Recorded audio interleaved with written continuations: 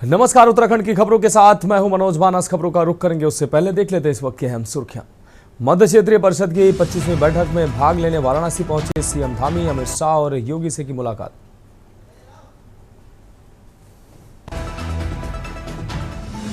रुड़की में break block फंसने से जनसेवा एक्सप्रेस अचानक रुकी। ब्रेक ब्लॉक फंसने से हुई रुकावट, आधे घंटे बाद चली। गेटमैन की सतर्कता से टला बड़ा हादसा।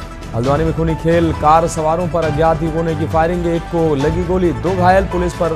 पुलिस कर रही आरोपियों की तलाश। रुड़की में एएचटीयू टीम ने सत्यम होटल पर की छापेमारी। देह व्यापार के आरोप में की गई छापेमारी, 3 महिलाओं समेत 6 लोग गिरफ्तार। यमुनोत्री पैदल मार्ग पर भारी भूस्खलन, कई यात्रियों के दबने की आशंका। पुलिस और एसडीआरएफ की टीम रेस्क्यू में जुटी। और उत्तराखंड में मानसून आगमन के बाद पहली बार झमाझम बारिश से भीगा कुमाऊं। आईएमडी ने जारी की चेतावनी। आप देख रहे हैं के न्यूज, खबरों का सारथी। और अब खबरें विस्तार से। अहम खबर देहरादून से, जहां उत्तराखंड पंचायत चुनाव को लेकर बड़ी खबर सामने आ रही है। निर्वाचन आयोग ने वापस ली है अधिसूचना। निर्वाचन आयुक्त ने जारी की नोटिफिकेशन। पंचायत चुनाव का नोटिफिकेशन वापस लिया है। हाईकोर्ट में मामले को देखते हुए ये बड़ा फैसला निर्वाचन आयोग की तरफ से लिया गया है। उत्तराखंड में अभी नहीं होंगे पंचायत चुनाव, तो निर्वाचन आयोग ने अधिसूचना वापस ले ली है। हाईकोर्ट के रुख को देखते हुए मामला हाईकोर्ट में लंबित होने की वजह से चुनाव आयोग ने यह फैसला लिया है। पंचायत चुनाव पर नोटिफिकेशन चुनाव आयोग ने वापस लिया है। हाईकोर्ट में मामले को देखते हुए यह बड़ा फैसला चुनाव आयोग ने लिया है। और इस खबर पर हमारे संवाददाता शिव नारायण ज्यादा जानकारी के लिए हमारे साथ लाइव जुड़ गए हैं। शिव नारायण, इलेक्शन कमीशन ने जो अधिसूचना जारी की थी उस अधिसूचना को वापस ले लिया है, क्योंकि हाईकोर्ट में केस को देखते हुए ये अहम फैसला लिया गया है। क्या कहेंगे? हाँ मनोज जी, मैं बताना चाहूंगा जिस तरीके से एक बार यहाँ पे जो पंचायत चुनाव की सुबगाहट देखने को मिली थी, लेकिन जैसे ही ये आरक्षण की वाली जो ये कोर्ट में मामला गया, उसको लेकर के जो सरकार द्वारा जो अपनी नोटिफिकेशन देना था वो नहीं दे पाए थे। चुनाव आयुक्त ने एक नोटिफिकेशन भी जारी किया था जिसमें पंचायत जो चुनाव के देखते हुए, गड़बड़ी देखते हुए हाई कोर्ट ने इस पर रोक लगा दी थी, क्योंकि अभी हाई कोर्ट में ही मामला है चल रहा है, तो इसलिए जो हाई कोर्ट ही फैसला देगा उसके बाद इस पे चुनाव हो सकते हैं। जिस तरीके से जो चुनाव आयुक्त ने अपने नोटिफिकेशन जारी किया है और चुनाव अब इस उत्तर प्रदेश में चुनाव होते हुए नहीं दिख रहे हैं, ये उत्तराखंड में सबसे बड़ी खबर इस वक्त की है जी। हाँ, लेकिन शिव नारायण, जिस तरीके से अधिसूचना जारी हुई उसके बाद सरकार तैयारियां कर रही थी और अधिकारी जो है वो हाईकोर्ट के आदेश के बावजूद भी तैयारियों में लगे हुए थे, लेकिन अब जबकि निर्वाचन आयुक्त ने खुद अधिसूचना वापस ले ली है और चुनाव न होने की पुष्टि कर दी है, अब ये तैयारियां फिलहाल स्थगित कर दी गई होंगी। हाँ देखिए, जिस तरीके से लगातार विपक्ष इसके लिए आवाज उठा रहा था कि अभी तक जो आरक्षण से संबंधित हाई कोर्ट में आपत्तियां थी, उनकी सुनवाई को देखते हुए जिस तरीके का फैसला आया था, तो उसे को देखते हुए लगता है कि चुनाव आयुक्त ने भी अपनी अधिसूचना को जो ये है वापस ले लिया है। जो अधिसूचना थी उसको लेकर के कि कई तरीके से जो विपक्ष के जो एक शिष्टमंडल था वो भी मिला था, उसको कहीं ना कहीं ये लगा कि अभी चुनाव कराने का समय नहीं है। अभी कई कमियां देखने को मिली हैं। राज्य सरकार ने भी इस पर भी काम किया और जिस तरीके से ये अभी वापसी नोटिफिकेशन वापस लिया है उसको लेकर के अब लगता है कि उत्तराखंड में अभी चुनाव कहीं दूर दिखाई नहीं दे रहे हैं जी। हाँ बिल्कुल शिव नारायण, इस तमाम जानकारी के लिए आपका बहुत शुक्रिया। तो उत्तराखंड में चुनाव आयुक्त ने नोटिफिकेशन वापस लिया है। अब चुनाव फिलहाल पंचायत चुनाव उत्तराखंड में नहीं होंगे। हाईकोर्ट में मामले को देखते हुए यह अहम फैसला चुनाव आयुक्त के द्वारा लिया गया है। अब बढ़ेंगे अगली खबर की ओर। हल्द्वानी से अगली खबर, जहां नैनीताल दौरे पर हैं उपराष्ट्रपति। कल नैनीताल दौरे पर उपराष्ट्रपति जगदीप धनखड़ पहुंचेंगे। 3 दिवसीय दौरे को लेकर प्रशासन सतर्क नजर आ रहा है। कुमाऊं विश्वविद्यालय और शेरवुड कॉलेज में संवाद कार्यक्रम में शामिल होंगे उपराष्ट्रपति। साथ ही सुरक्षा को लेकर जिलों में फोर्स बुलाई गई है। आईजी और एसएसपी ने भी ब्रीफिंग की है। 3 कंपनी पीएससी और 1 पैरा मिलिट्री फोर्स भी तैनात किया गया है। ड्रोन सर्विलांस और एटीएस की तैनाती भी सुनिश्चित की गई है। इंटेलिजेंस और आईबी सतर्क मोड में है। पुलिस अधिकारी नीलेश आनंद भरणे ने दी ये जानकारी दी है।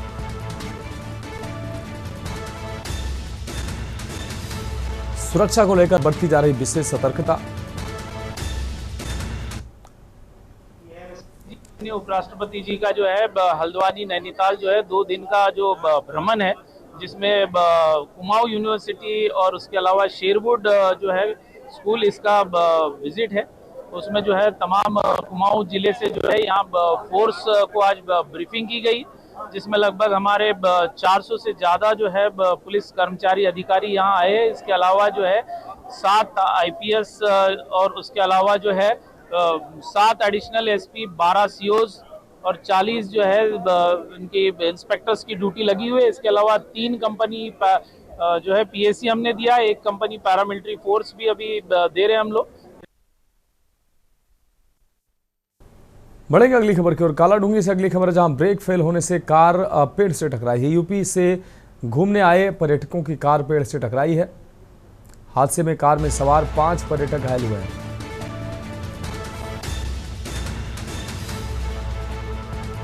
सभी को कालाढूंगी अस्पताल में प्राथमिक उपचार दिया गया है। घायल 8 साल की मासूम की इलाज के दौरान मौत हो गई है। बच्ची की मौत से परिजनों में कोहराम मच गया।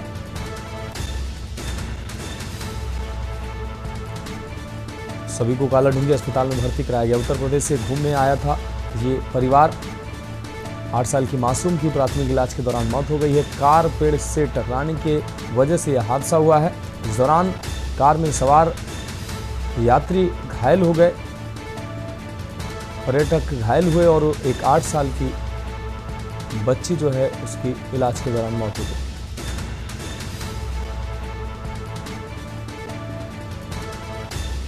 हादसे में कार में सवार 5 पर्यटक घायल हुए हैं। सभी को कालाढूंगी अस्पताल में भर्ती कराया गया।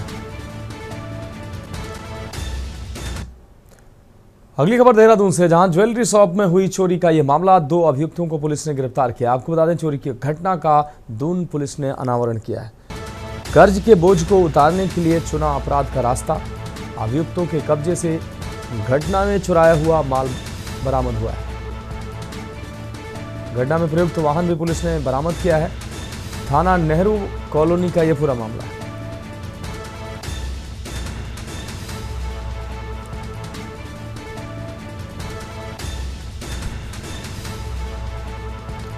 अभियुक्तों के कब्जे से घटना में चुराया हुआ माल मिला है।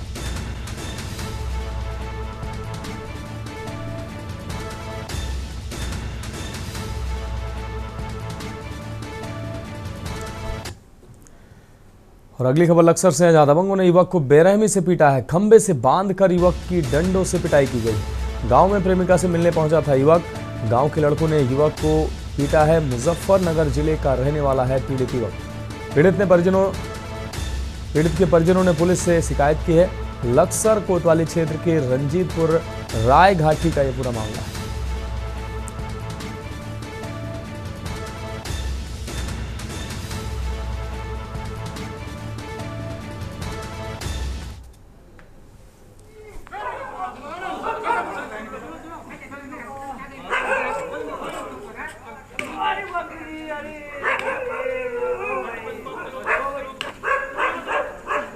दबंगों ने खंबे से बांधकर युवक की लाठी डंडों से पिटाई की।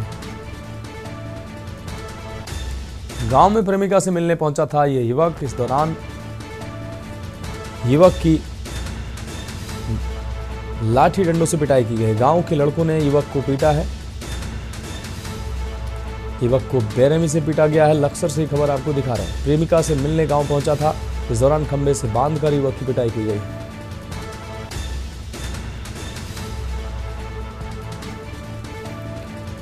गांव में प्रेमिका से मिलने पहुंचा था युवक।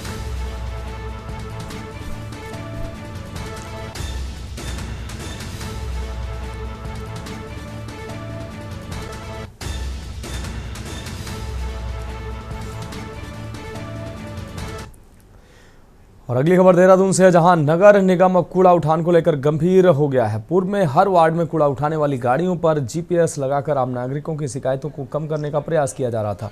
अब इसी क्रम में कूड़ा उठाने वाले वाहन चालकों को मोबाइल उपलब्ध कराए गए हैं। चालकों के इन मोबाइल नंबरों को उनके कार्यक्षेत्र वाले वार्डों में सार्वजनिक किया जाएगा, जिससे आम नागरिक कूड़ा उठाने वाले वाहनों के सीधे संपर्क में आ जाएंगे।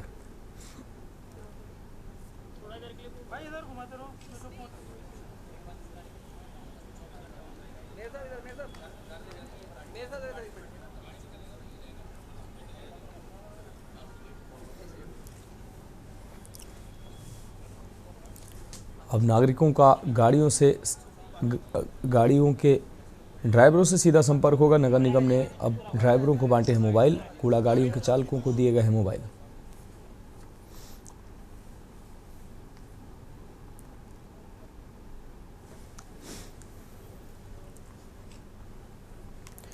बढ़ेगी अगली खबर की ओर। खबर देहरादून से, जहां उत्तराखंड की राजधानी देहरादून में उत्तराखंड क्रांति दल के केंद्रीय कार्यालय में प्रेस वार्ता का आयोजन किया गया। प्रेस वार्ता को उत्तराखंड क्रांति दल के केंद्रीय महामंत्री संगठन कर्नल सुनील कोटनाला ने संबोधित किया है। वहीं उन्होंने सरकार पर आरोप लगाते हुए कहा कि जिस तरह से पंचायती चुनाव पर हाईकोर्ट का प्रतिबंध लगा, हाईकोर्ट द्वारा रोक लगाई गई, उससे प्रतीत होता है कि चाकू खरबूजे पर गिरे या खरबूजा चाकू पर, कटना खरबूजे को ही पड़ता है। और कई मुद्दों पर भी उन्होंने मीडिया से बातचीत की।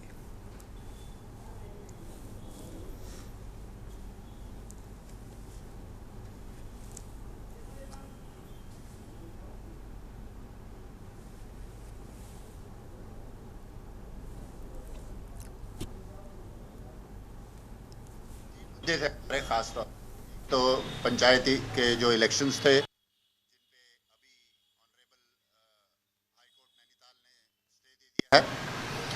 एक इसके बारे में था कि जब सरकार जानती थी कि जो नोटिफिकेशन कोर्ट ने मांगा है वो अभी तक उन्होंने नहीं दिया, उसके बावजूद उन्होंने इलेक्शन अनाउंस कर दिए।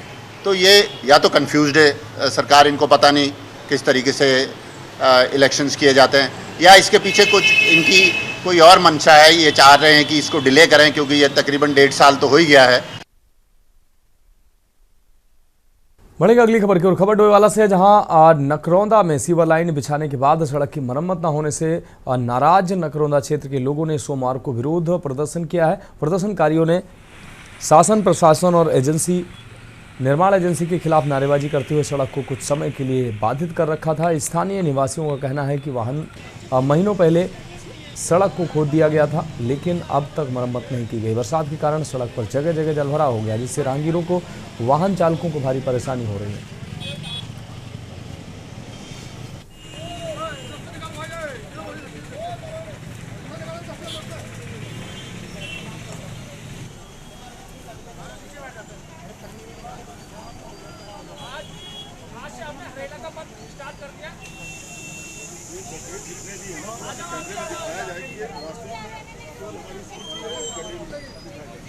कि ये जो सिविल लाइन वाले हैं हर गली को खोद दे रहे हैं, हर रोड को खोद दे रहे हैं, पर उस रोड को ठीक नहीं कर रहे हैं।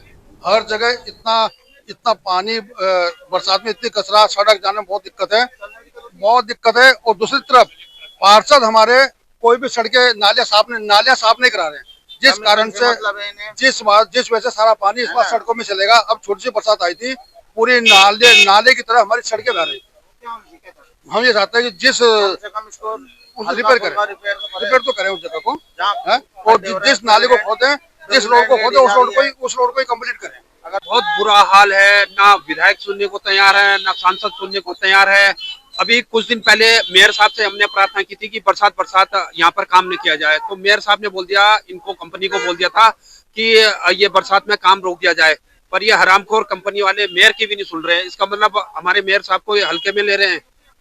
मेयर साहब ने बोल दिया था इस बरसात में काम नहीं होगा तो नहीं होगा। देखिए, यहाँ पे कई बिंदु हैं। सबसे पहला मुख्य बिंदु जो है, यहाँ पे सब्जी मंडी है। सब्जी मंडी की वजह से जितने भी वाहन है, सारे के सारे वाहन चालक यहीं पे गाड़ियां रोक के और पूरा का पूरा रोड ब्लॉक कर देते हैं। उस वजह से दूसरी सड़क का जो कोना है, वहाँ पे बिल्कुल इतनी ज्यादा फिसलन है, कोई रोड सेफ्टी के लिए दीवार तैयार नहीं है वहाँ पे। ठीक है, इसके अलावा जो मुख्य बात है, जो सड़कें पहले से तैयार हो चुकी है, ठीक है, उन सड़कों को दोबारा खोद के वहाँ पे दोबारा से अपना खड्डे खोदे जा रहे हैं। तो ये कहाँ का औचित्य बैठता है।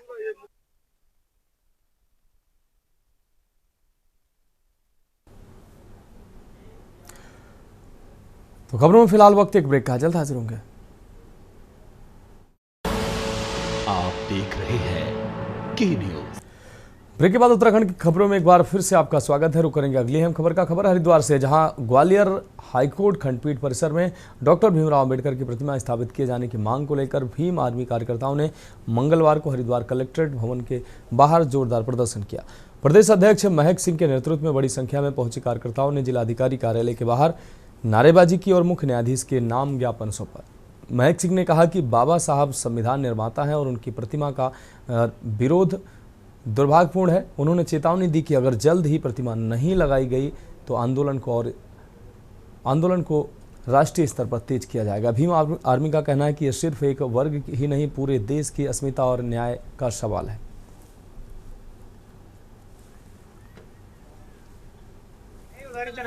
ग्वालियर में जो बाबा साहब डॉक्टर अम्बेडकर साहब की प्रतिमा को विवाद चल रहा है, कुछ लोग चुनिंदा लोग बाबा साहब डॉक्टर अम्बेडकर साहब की प्रतिमा का विरोध कर रहे हैं, कह रहे हैं कि नहीं लगने देंगे। तो उसी को लेकर, उसी के संबंध में हम यहाँ आंदोलन कार्यालय पर पहुंचे हैं, अपना मांग पत्र देंगे कि शांतिपूर्ण तरीके से बाबा साहब डॉक्टर अम्बेडकर साहब की प्रतिमा को वहाँ स्थापित कराया जाए। भीम आर्मी और आजाद समाज पार्टी के लोगों ने जो ये ज्ञापन दिया है, ये माननीय उच्च न्यायालय मध्य प्रदेश में डॉक्टर भीमराव अंबेडकर की प्रतिमा को लगाए जाने के संबंध में है। और ये जो ज्ञापन है, ये माननीय मुख्य न्यायाधीश भारत को संबोधित है।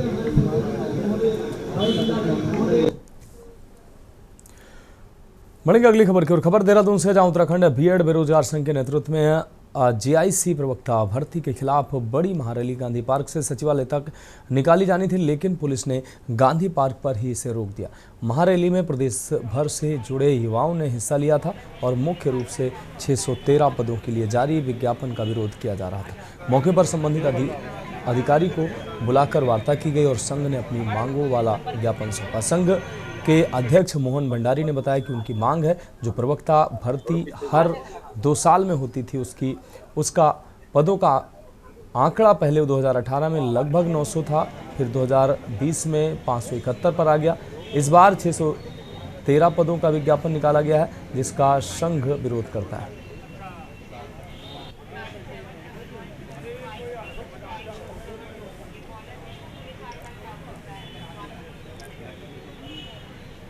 है और जीआईसी प्रवक्ता भर्ती रैली हमने आयोजन की थी। हमारी मांगे यही थी कि हर 2 साल के अंतराल के बाद जो प्रवक्ता भर्ती आती थी, पहले यह विज्ञापन 2018 में 900 कुछ पदों पर निकला था, उसके बाद 2020 में यह 571 पदों पर निकला था और इस भर्ती विज्ञापन ने 2022-23 में निकलना था, लेकिन नहीं निकल पाया।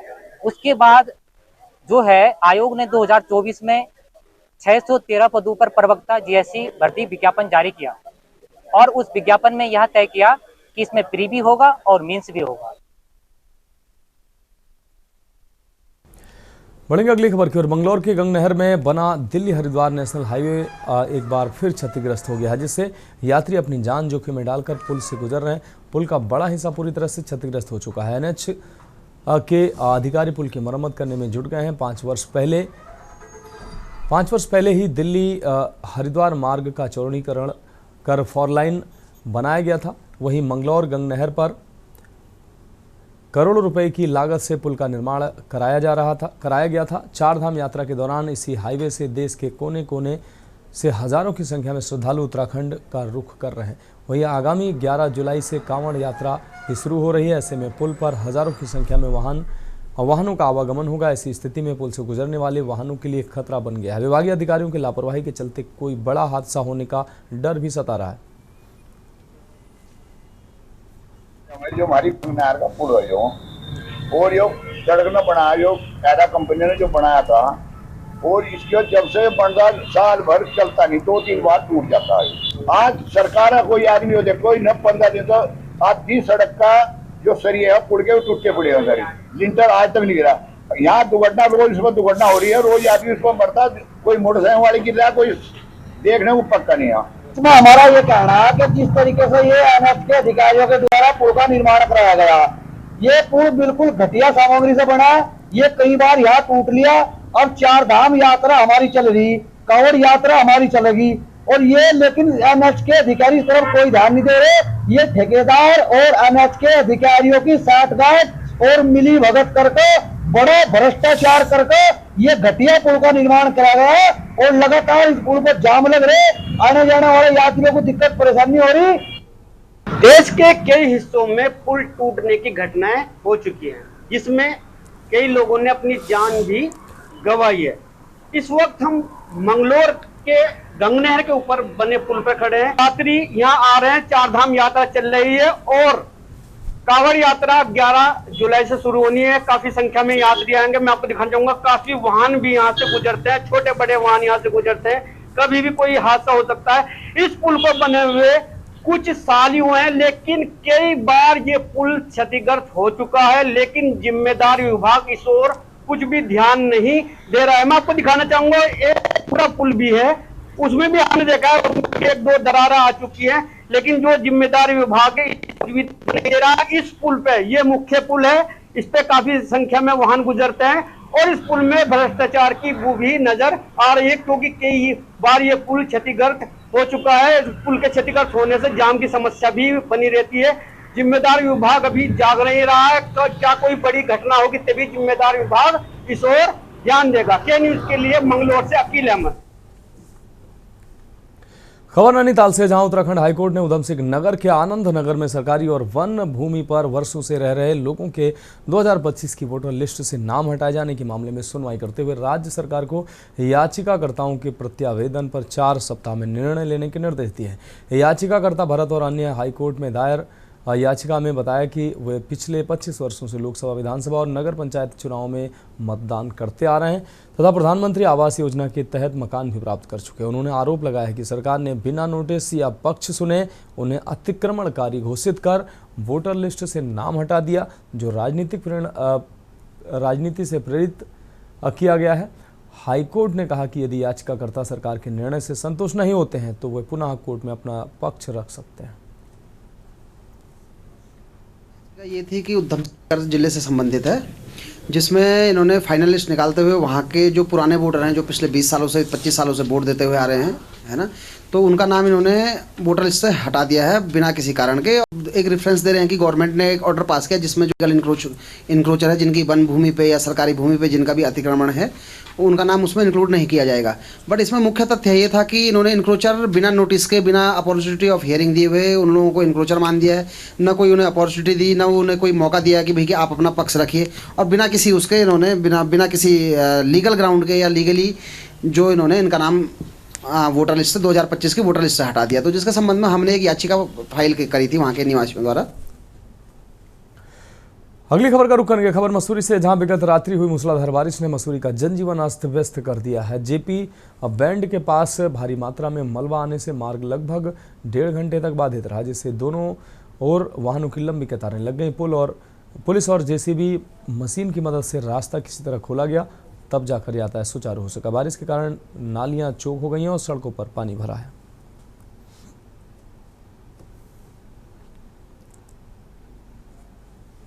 ये सबको पता है कि मसूरी में जो लोकल मानसून है वो लगभग 10 जून के आसपास आ जाता है, लेकिन यहाँ पर मैं कहूँगा कि शासन प्रशासन व स्थानीय प्रशासन की कमी देखी गई है, क्योंकि उनको पहले से इस चीज़ का ज्ञान था कि भाई नाले खाले खोलने हैं, नालियाँ खोलनी हैं, सब चीज़ें खोलनी है। जो बरसात आने से पहले ही वो जो मलबा है, जो जिससे वो चौक हो जाता है, उनको पहले ही साफ़ कर देना चाहिए था। जो अब देखने को परिणाम उनके सामने आ रहे हैं और जगह जगह रास्ते बंद हो रहे हैं, भारी मलबा आ रहा है, और जहाँ निर्माण कार्यों का मलबा भी अगर डंपिंग जोन में न डालकर अगर ऐसे नाले खालों में डाला जा रहा था, उसका दुष्परिणाम भी देखने को मिल रहा है।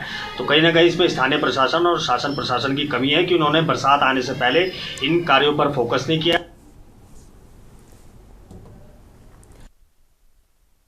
अभी के लिए मेरे साथ इतना ही, मुझे दीजिए इजाजत। और आगे अब आप देखिए के न्यूज इंडिया का विशेष कार्यक्रम मंथन हमारे प्रधान संपादक दुर्गेन चौहान जी के साथ। आप देख रहे हैं के न्यूज, खबरों का सारथी।